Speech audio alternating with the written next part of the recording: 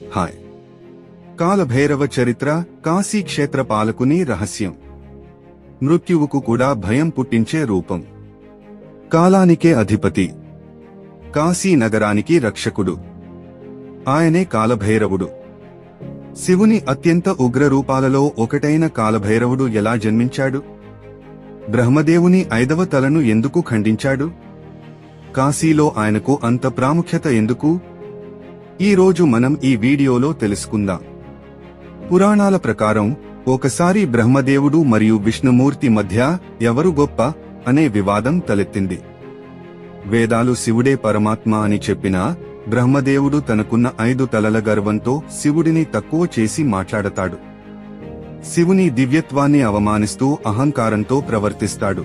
బ్రహ్మ అహంకారాన్ని అణచడానికి శివుడు అగ్నిస్తంభంలా మారి తన నుదిటి నుండి కాలభైరవుడిని సృష్టిస్తాడు.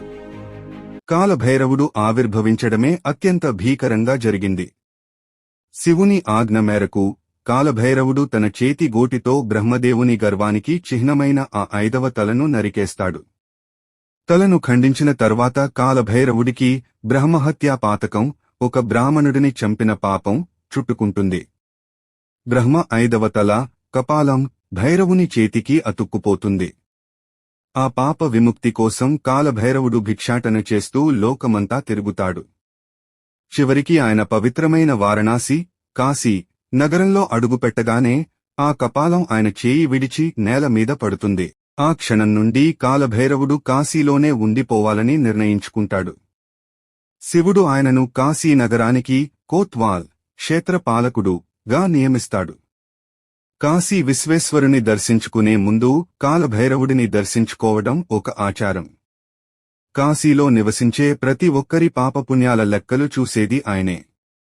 కాలభైరవుని అనుమతి లేనిదే ఎవరూ కాశీలోకి ప్రవేశించలేరని, అలాగే మరణించిన వారికి మోక్షం కలగాలన్నా ఆయన అనుగ్రహం ఉండాలని భక్తుల నమ్మకం. ఆయన వాహనం కుక్క, శునకం. అందుకే కాలభైరవ భక్తులు కుక్కలకు ఆహారం పెట్టడాన్ని పుణ్యంగా భావిస్తారు. కాలభైరవుడు అంటే కేవలం భయం మాత్రమే కాదు, అది క్రమశిక్షణ మరియు కాలం యొక్క విలువకు చిహ్నం.